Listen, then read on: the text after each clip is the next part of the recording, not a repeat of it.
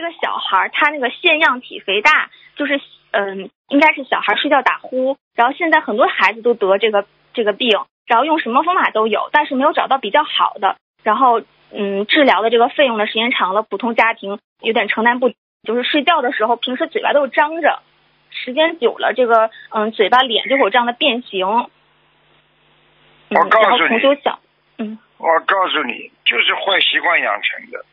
哦。第一，开始的时候太累了，你懂吗？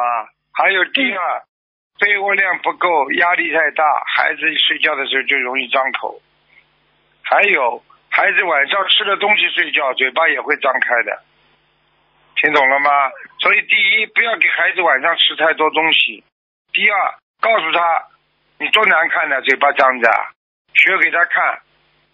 先在他边上，来孩子睡觉，现在嘴巴闭起来，用鼻子呼吸，教他每天看住他，时间长了不就改掉了？这个习惯呀，明白了不啦？明白了。